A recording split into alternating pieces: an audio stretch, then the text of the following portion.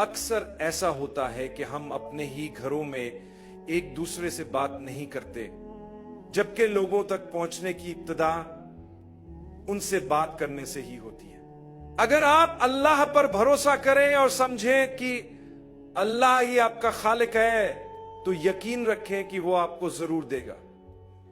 اللہ چینٹیوں کو رزق دیتا ہے، وہ تو مکھیوں تک کی گفتگو کو سنتا ہے۔ اللہ فرماتا ہے اگر تم سچے مومن ہو تو اللہ پر صحیح طریقے سے بھروسہ کرو۔ آپ کا بھروسہ پوری طرح سے اللہ پر ہونا چاہیے، آپ کو پریشان ہونے کی ضرورت نہیں۔ اس بات کو یاد رکھیں کہ معاملات اللہ کے اختیار میں ہیں۔ میں ہمیشہ کہتا ہوں کہ جب چیزیں آپ کی مرضی کے مطابق ہوں تو الحمدللہ کہیے، اور جب آپ کی مرضی کے خلاف ہوں تو 2 بار الحمدللہ کہیے، کیونکہ سب کچھ اللہ یعنی آپ کے خالق کے منصوبے کے مطابق ہو رہا ہے۔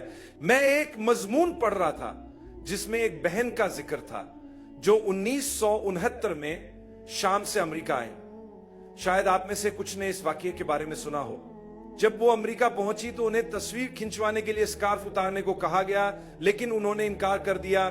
اس وجہ سے وہ اپنی اگلی فلائٹ کے لیے لیٹ ہو گئیں اور وہ فلائٹ چھوٹ گئی۔ لیکن بعد میں معلوم ہوا کہ وہ فلائٹ ایک حادثے کا شکار ہو گئی تھی اور اس پر سوار تمام افراد جان سے ہاتھ دھو بیٹھے تھے۔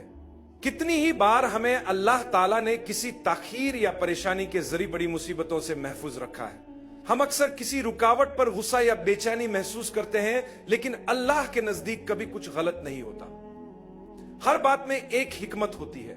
کوئی آپ کی گاڑی کو ٹکر مار دے اور آپ کی گاڑی کو نقصان پہنچے، اس وقت آپ غصہ کرنے کے بجائے سکون سے باہر آئیں۔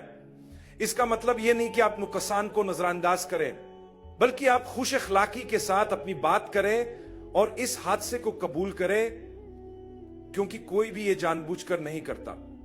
لیکن اکثر ہم ایسا رد عمل دیتے ہیں جیسے کسی نے جان بوجھ کر ہمیں نقصان پہنچایا ہو۔ جب چیزیں آپ کے مطابق نہ ہو تو پریشان نہ ہو۔ اگر آپ کو یہ یقین ہے کہ اللہ ہی ہر چیز پر قادر ہے تو آپ کو یہ بھی یقین ہونا چاہیے کہ جو کچھ ہوا وہ اللہ کی مرضی سے ہوا۔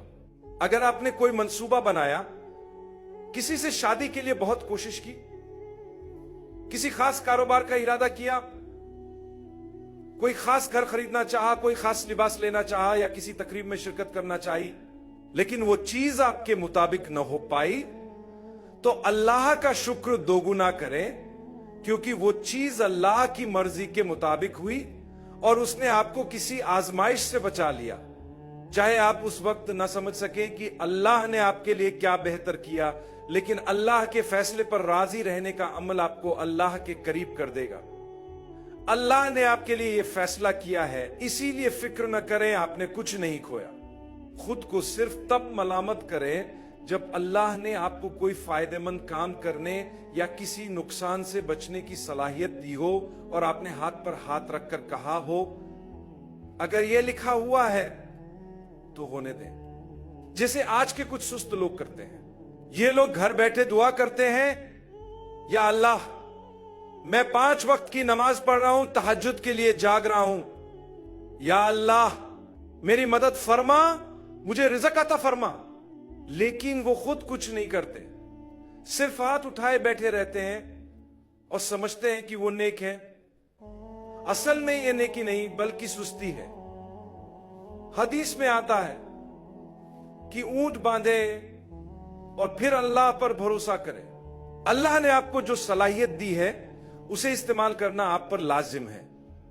اگر آپ اپنی گاڑی کو کھلا چھوڑ دیں، اس میں پیسے اور دیگر قیمتی چیزیں نظر آنے دیں اور کہیں میں اللہ پر بھروسہ کرتا ہوں اور صرف وہ اللہ ہی میری گاڑی کی حفاظت کرے گا، تو جب آپ واپس آئیں گے گاڑی خالی ہوگی اور شاید خود گاڑی بھی چوری ہو چکی ہوگی۔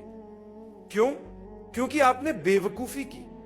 تو یہی وجہ ہے کہ ہم کہتے ہیں کہ جب اللہ نے آپ کو کسی کام کی صلاحیت دی ہے تو اسے کریں، اپنے دماغ کا استعمال کریں، اپنی توانائی لگائیں۔ اسی لیے حدیث میں فرمایا گیا ہے کہ ہمیشہ محنت کریں تاکہ وہ چیز حاصل کریں جو آپ کے لیے فائدہ مند ہو۔ آپ نے سنا محنت کریں تاکہ وہ چیز حاصل کریں جو آپ کے لیے فائدہ مند ہو، اور اللہ کی مدد مانگیں और कभी हिम्मत ना हारे। इसे अल्लाह पर सही भरोसा कहा जाता है। मैंने अपनी गाड़ी लॉक की, मैंने वो सब किया जो मैं कर सकता था, फिर भी किसी ने शीशा तोड़कर कुछ चुरा लिया। ऐसे में मैं कहता हूं अल्हम्दुलिल्लाह, शायद अल्लाह ने यह नहीं चाहा कि मैं उस चीज को इस्तेमाल करूं जो चीजें मेरे लिए बेहतर नहीं थी। तो ये सब अल्लाह की मदद है। अगर आप ईमान रखते हैं तो आप यकीनन हमेशा खुश और मुतमईन रहेंगे। रसूलुल्लाह ने फरमाया कि एक मोमिन के मामलात हैरत अंगेज हैं। वह हैरत अंगेज क्यों है? क्योंकि जब मोमिन के हक में कोई भलाई आती है तो वो खुश होता है और अल्लाह का शुक्र अदा करता है। लेकिन अल्लाह का शुक्र कैसे अदा किया जाए?